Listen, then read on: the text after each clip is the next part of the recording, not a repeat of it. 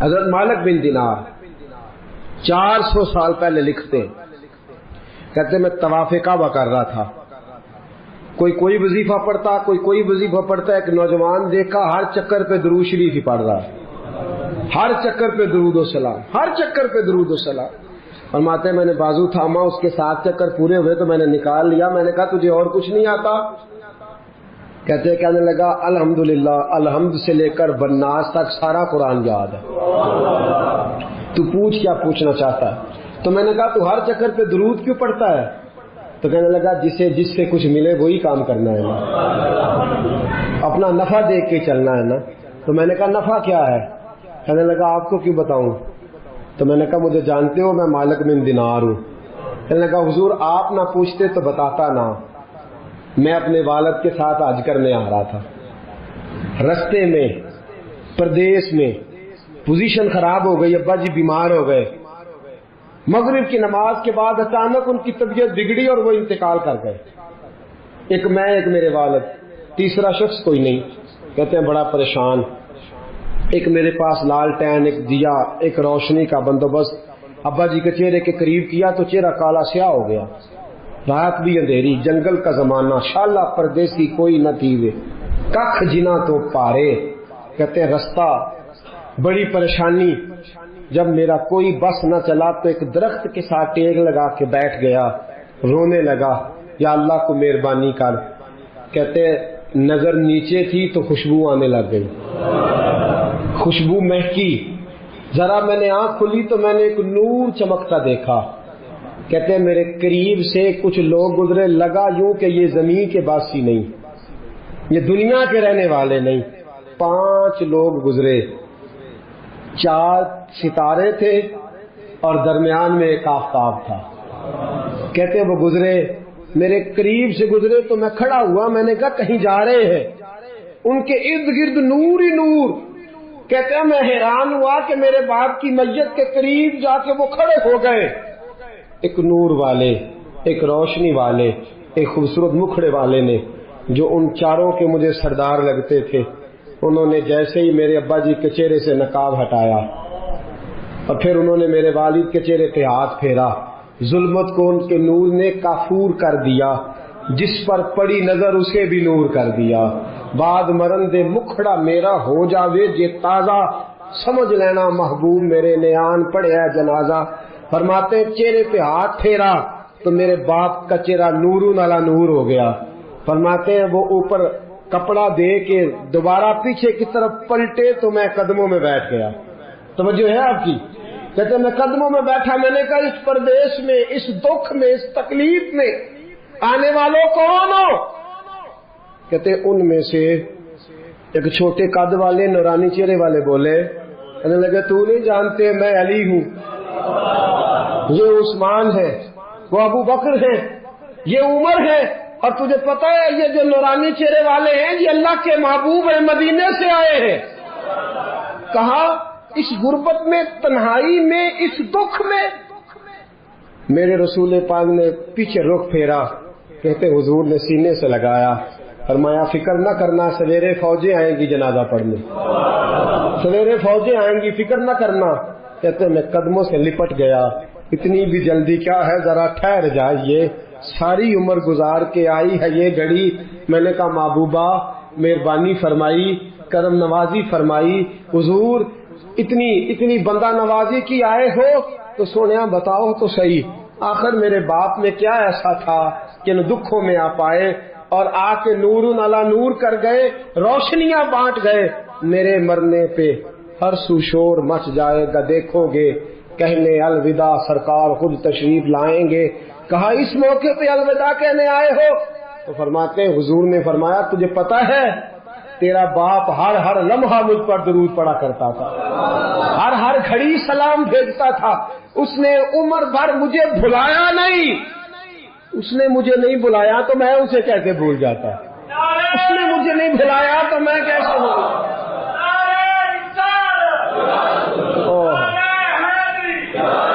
وہ شخص کہنے لگا بس صبح میں نے دیکھا کہ فوجوں کی فوجیں آئیں، فوجوں کی فوجیں آئیں، میرے والد کا جنازہ اٹھا تو خوشبوئیں پھیل گئیں، حضرت مالک بن دینار سے کہنے لگا کچھ تو سن سن کے پڑھتے ہیں، میں تجربہ کر کے درود پڑھ رہا ہوں، میں تجربے کے ساتھ پڑھ رہا ہوں اور میری نفس نفس درود پڑھتی ہے، میرا ایک ایک سانس درود پڑھتا ہے، میری زندگی درود پڑھتی ہے۔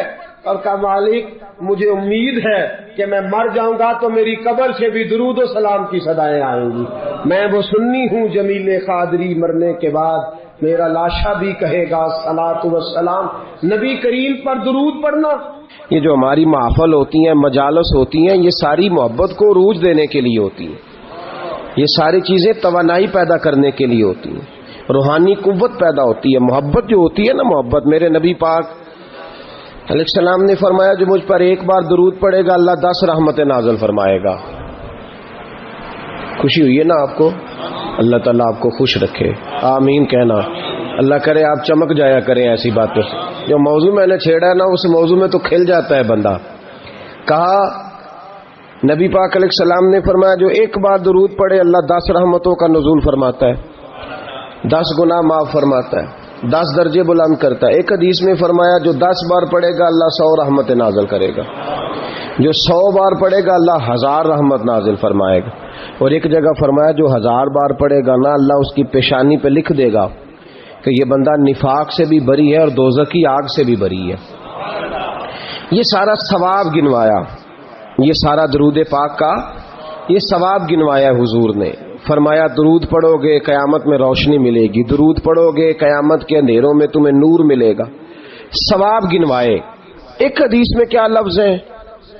ایک بار پڑھو 10 بار پڑھو 100، یہ ثواب ہے۔ اور ایک حدیث میں کیا فرمایا؟ فرمایا اسمع صلاۃ اہل محبتی، ہاں اگر تو محبت سے پڑھے گا تو حضور اس کا کیا ثواب ہے؟ فرمایا اس کا ثواب یہ ہے کہ تو پڑھے گا اور تیرا رسول اپنے کانوں سے تیرا درود سنے گا۔ آج بڑے وظیفے درود و سلام کا بڑا ذکر ہوتا ہے، لیکن میں دیکھتا ہوں اس کے خلوص سے ہمارا مزاج خالی ہوتا جا رہا ہے، خالی ہوتا جا رہا ہے ہماری طبیعت۔ بہت کم لوگ ہیں جو کہتے ہو میں 1,00,000 روز پڑھتا ہوں، 2,000 50,000 20,000، یہ مزاج ہی ہم نے چھوڑ دیا۔ نبی کریم سے محبت کا پہلا درجہ درود و سلام ہے۔ اگر آپ درود و سلام نہیں پڑھتے تو ناقص ہے محبت۔ بھائی کیسا تجھے پیار ہے کہ تو محبت کے ساتھ درود و سلام بھی نہیں پڑھتا؟ تو کم از کم ایک دن میں 500 بار ضرور پڑھا کریں۔ پڑھیں گے انشاءاللہ؟ فجر کے بعد کتنا پڑھنا ہے؟ 100، زور کے بعد، عصر کے بعد، ٹائم کتنا لگتا ہے جی؟ 10 منٹ، کل کتنے ہو گئے؟ 50 منٹ بس۔ اگر تو پیچھے پلٹ کے میرے دوست کا بھی دیکھے نا تو تیرے نبی ساری رات ہی تیرا ذکر کرتے رہتے ہیں، یا اللہ اسے بخش دے، یا اللہ اسے معاف کر دے۔ تو 50 منٹ نہیں دے سکتا درود و سلام کو۔ اور میں کہا کرتا ہوں، امام سخاوی سے کسی نے کہا تھا حضور کی زیارت کرنے کو دل کرتا ہے، تو آپ نے فرمایا رات بستر پہ خوشبو لگا لے، وضو کر لے، کعبے کی طرف چہرہ کر لے، درود پڑھتے پڑھتے سو جا۔ جس مصطفیٰ پہ تو درود پڑے گا وہ خواب میں آ کے تجھے جلوہ بھی دکھا جائیں گے، وہ خواب میں آ کے تجھے دکھائیں گے۔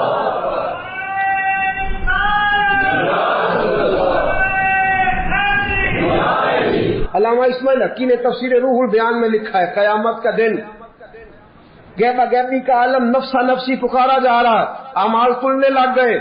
ایک بندہ ہے گناہ گار ہے، خطا کار ہے، اس لیے شعار ہے، بھول گیا، خطائیں ہو گئی، ایمان سلامت لے کے گیا، آیا کرتا تھا مسجد لیکن کسی گناہ میں بھی الجھ جاتا تھا۔ ہوا یہ کہ معاملہ اتنا بگڑا کہ گناہ زیادہ ہو گئے، نیکیاں کم پڑ گئیں، اعمال کھلنے لگے تو یہ کانپنے لگا، نتیجہ یہ نکلا کہ تو فیل ہو گیا ہے۔ فرشتوں نے تھاما، گھسیٹ کر جہنم کی طرف لے جانے لگے۔ حضرت آدم کی نظر پڑ گئی، باپ ہے نا ساری مخلوق کے، باپ کو تکلیف ہوتی ہے، نظر پڑی۔ حضرت آدم علیہ السلام اس کی طرف نہیں گئے، دوڑے واپس آئے، کہنے لگے یا محمد صلی اللہ، ہر نظر کانپ اٹھے گی محشر کے دن خوف سے، ہر کلیجہ دہل جائے گا، اوڑھ کر کالی کملی وہ آ جائیں گے، سارے محشر کا نقشہ بدل جائے گا۔ کہا یا محمد صلی اللہ، حضور نے کہا اے کل انسانیت کے بعد کیا ہوا؟ اب وہ دیکھتے ہو آپ کے غلام کو فرشتے گھسیٹ کے لے جا رہے ہیں. جناب آدم بھی جانتے ہیں کہ مصطفیٰ کو کہہ دیا تو حضور دوڑیں گے. حضرت علامہ اسماعیل حقی نے لکھا ہے کہ نبی کریم بھاگتے ہوئے تشریف لے جائیں گے. فرشتوں سے پوچھیں گے کہاں لے جا رہے ہیں؟ دوستو توجہ کرنا ذرا میری بات پہ. دکھوں میں جو شخص خالی تسلی دے دے اس کی بھی بڑی بات ہوتی ہے. اور اس عالم میں جو بھاگ کے جا کے بچا لے دوزخ کے دروازے کہاں لے جا رہے ہو؟ فرشتے کہتے ہیں محبوب اس کے گناہ زیادہ نکلے نیکیاں تھوڑی ہیں اعمال تلے ہیں. حضور فرماتے ہیں واپس لاؤ نا. واپس لائے. میزان لگ گیا. محبوب نے فرمایا میرے سامنے تولو. جب تلنے لگے باقی ساری نیکیاں کرامن کاتبین نے لکھی ہیں.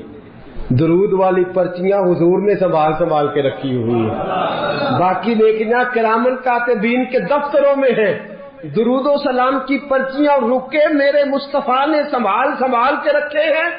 جب اعمال تلنے لگے گناہ زیادہ نیکیاں تھوڑی حضور نے فرمایا ٹھہرو. میرے نبی نے جیب میں ہاتھ ڈالا. تو کتنا نصیبوں والا ہے تیرے رکے مصطفیٰ کی جیب سے نکلے.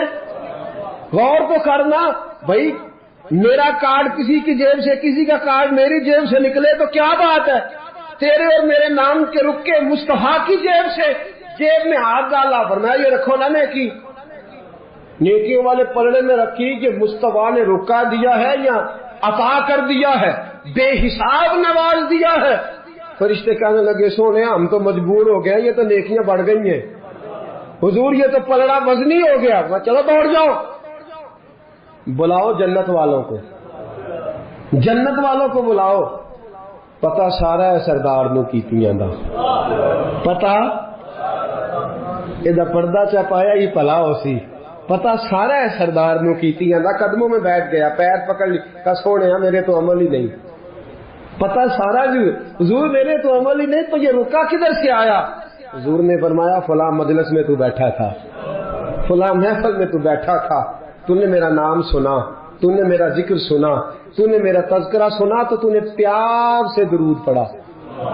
اسمعوا صلاۃ اہل المحبہ جو محبت سے پڑھے میں سن لیتا ہوں. میں نے تیرا سنبھال کے رکھا تھا تیرے کام آ گیا. دوستو دنیا کی مہمات میں تو بندہ باقی جاتا ہے. پھنسے گا قیامت کے دن اور بچے گا درود پڑھنے والا حضور پر سلام پڑھنے والا جس کی عادی ہوگی زبان درود و سلام کی. امام شافعی انتقال کر گئے. شاگرد نے خواب دیکھی. کہا حضرت جی کیا بنا؟ کہنے لگے خدا نے مجھے سجا سوار کے جنت میں بھیجا. کس طرح سجا؟ کہا حضور بھیجنا تو تھا آپ محدث سے بہت بڑے فقہ کے امام سے کیا بات تھی؟ کہنے لگے اس لیے نہیں بات کوئی اور ہے. کہا حضور کیا؟ فرمانے لگے ایک دن میں کوئی کام کر رہا تھا کوئی حدیث لکھ رہا تھا باقی تو میں نے جلدی لکھ لیا اور جب آیا نا نبی پاک کا نام مبارک تو امام شافعی کہتے ہیں میں نے جتنی میری صلاحیت تھی میں نے پیار سے لکھا. پھر آگے میں نے پیار سے درود لکھا. میں نے قلم کو روکا. اتنا وقت پورے صفحے پہ نہیں لگا جتنا وہ حضور کے نام اور درود پہ لکھا. کہتے ہیں بس میں نے پیار سے لکھا تھا پیارے رب کو پیارا لگ گیا. میں مرا آنکھ کھلی. رب کریم نے فرمایا اس کو سجاؤ جنت کا لباس پہلے پہناؤ اس کے سر پہ امامہ رکھو خوشبو لگاؤ جنت میں لے جاؤ. یا اللہ یہ ساری نعمتیں. فرمایا دنیا میں تو مصطفیٰ کا درود سجاتا رہا ہے تو حضور کا درود سجاتا رہا ہے. میں نے آج تجھے سجانے کا فیصلہ کر لیا ہے. مناظرے سب سے زیادہ درود و سلام پہ ہوتے اور ہم کرتے ہیں. لیکن میں اکثر ساتھیوں سے کہتا ہوں اسی ان سے مناظرے ہی کرنے ہیں. عمل اگر میں کبھی اپنے اجتماع سے پوچھ لوں نا اہل سنت والوں سے کہ تسی آندے ہو جی اسی تے درود والے ہیں تے پڑھ دے کنا ہو کوئی نہیں. یاد رکھو بحثوں سے انقلاب نہیں آتا عمل سے آتا ہے. آپ کا کوئی درود پڑھنا دیکھے گا تو مجھے آپ لڑائی کر کے درود پڑھوانا چاہتے ہیں کوئی نہیں پڑھتا. اگر آپ کا درود پڑھنا کوئی پیار سے، خلوص سے، محبت سے، ناراض تو نہیں ہو جائیں گے؟ ایک بات کر دوں جی، اپنے خلاف کر لگا، کر دوں؟ ایک شخص میرے پاس آ گئے، کہنے لگے جی ہماری گلی میں نا سویرے اٹھ کے ایک بندہ ہے، وہ کہتا ہے 111 بار اسپیکر میں درود پڑھنا ہے تہجد کے وقت، پڑھنا چاہیے اسے؟ میں نے کہا نہیں پڑھنا چاہیے، اس لیے کہ اللہ کے نبی کریم صلی اللہ علیہ وسلم نے منع فرمایا ہے کسی کو تکلیف دینے سے۔ قرآن بلند آواز سے پڑھنا منع ہے جب کسی کو تکلیف ہوتی ہو۔ تو لوگ سوئے ہوئے ہیں، ایک آدھ دو چار بار تو ٹھیک ہے، 111 بار ہی شروع کر دیا ہے۔ وہ شخص میرے پاس آ گیا، کہنے لگا کہ واقعی سنی ہو؟ میں نے کہا یار یہ سنی نہ سنی ہونے کا تو نے کون سا رزلٹ نکالا ہے؟ کہتے سن درود ڈاک چھڑے ہے۔ میں کہا تم ہی آنا مسیطے چلیے، 10 بغیر سپیکر تو کنا پڑھنا ہے؟ ناراض تو نہیں ہو جائیں گے آپ؟ میں کہا کلے ہاں اسی دو میں کسی کو قسم لینی نہیں چاہیے، پر دیانتداری نہ دسی کنا پڑھنا ہے؟ کہندا وہی پڑھنا جڑا سپیکر وچ پڑھنا۔ تو میں کہا پھر اللہ کو ڈرو۔ کیا دیکھیں نا کیا معاملہ ہے کہ کدھر جا رہے ہیں ہم؟ بھائی میرے آج سپیکر آئے تو میں کہا جھوم کے پڑھو، تو سارے پڑھو، تو اچھی پڑھو، تو بھگ تک پڑھو، اور اپنی باری آئے تو۔ اب میں ایک حوالہ دے دوں، بات ختم کروں۔ نبی کریم کی خدمت میں عرض کیا گیا یا رسول اللہ یہ بندہ لمبی نماز پڑھاتا ہے۔ حضور نے بلایا، فرمایا کیوں لمبی پڑھاتا ہے؟ کہا حضور مجھے مزہ آتا ہے۔ فرمایا لمبی پڑھنی ہو تو اکیلے پڑھنا، لوگوں کو پڑھا تو مختصر پڑھا، بچے بھی ہوتے ہیں، بوڑھے بھی ہوتے ہیں، بیمار بھی ہوتے ہیں۔ ہم لوگوں نے جو طریقہ درود و سلام، السلام علیک ایھا النبی والصلاۃ والسلام علیک یا رسول صلی اللہ علیہ، جو آپ کا دل کرتا پڑھے، لیکن کو دکھا کے پڑھنا، بتلا کے پڑھنا، کسی شخص کو چڑھا کے پڑھنا ضروری ہے؟ درود تو ہم جب پڑھتے ہیں تو پتہ کسے دکھا کے پڑھتے؟ مدینے والے محبوب کو، رسول پاک کو دکھا کے پڑھو، حضور کو سنا کے پڑھو، نبی پاک کی طرف توجہ کر کے پڑھو۔ اختلاف درود پہ تو لڑائی نہیں نہ ہونی چاہیے، یہاں تو نہیں نہ ہونی چاہیے۔ تو ساتھیو درود و سلام جم کے پڑھیں، اتنا پڑھیں۔ 3 فائدے ہیں درود پڑھنے کے جو میرے حضرت صاحب نے مجھے بتایا، میں آپ کو بتا دیتا ہوں، بات ختم کرتا ہوں، یاد رکھیں گے آپ انشاءاللہ؟ کتنے فائدے؟ میرے حضرت فرماتے ہیں درود و سلام پڑھنے والے کی زبان میٹھی ہو جاتی ہے۔ کک سوادنی مشری اندر کھنڈا می چک ڈٹیاں، اینا ساریاں گلاں نالوں گلاں سجن دیاں میٹھیاں۔ درود پڑھنے والے کی زبان فرماتے ہیں دل نرم ہو جاتا ہے، یہ میرے صاحب نے مجھے بتایا، دل اور روح پاک ہو جاتی ہے۔ یہ رسول اللہ کا کرم ہے کہ اللہ نے ہمیں ان کی امت میں پیدا فرمایا ہے، یہ کرم ہے، نبی پاک کا صدقہ ہے۔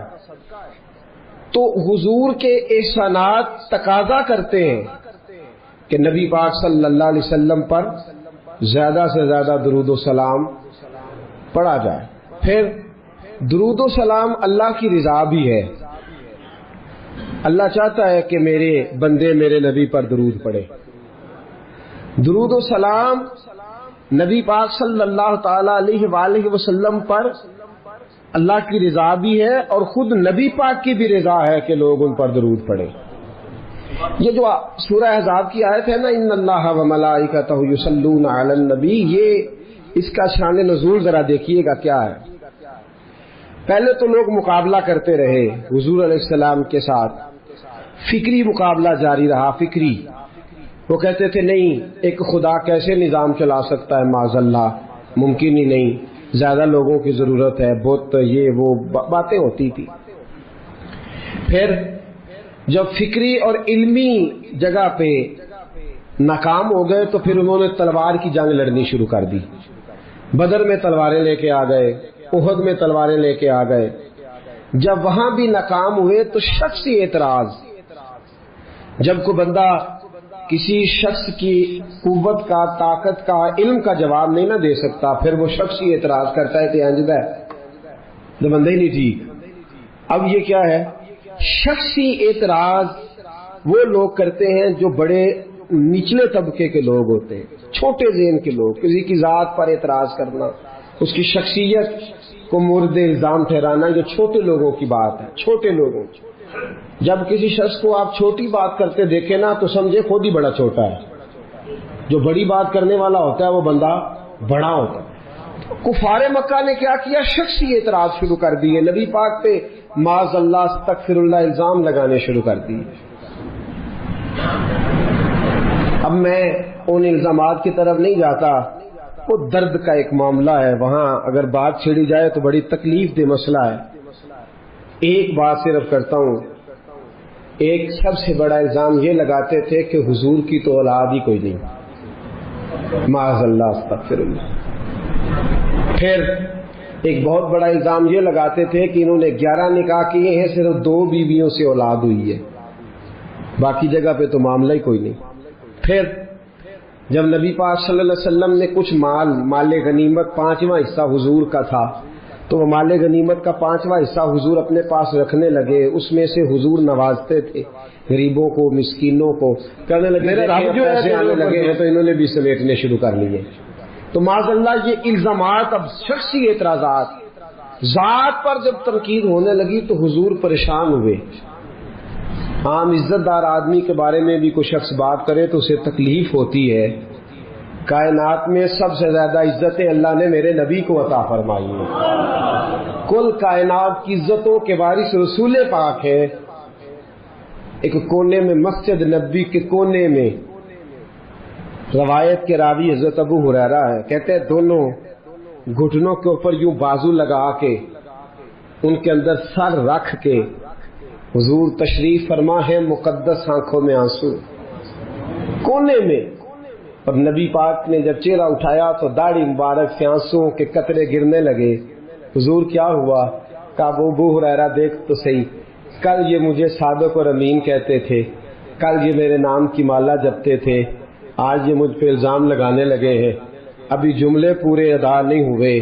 حضرت جبریل آئے، کہنے لگے سونیا رب فرماتا ہے یہ بکواس کرتے ہیں، انہیں کرنے دے، ان اللہ وملائکتہ یصلون علی النبی، ان کو کرنے دے جو کرتے ہیں، تیرا رب بھی تیرے اوپر درود بھیجتا ہے، اور اس نے سب فرشتوں کی ڈیوٹی لگائی ہے کہ میرے نبی پہ درود ہی بھیجتے رہو۔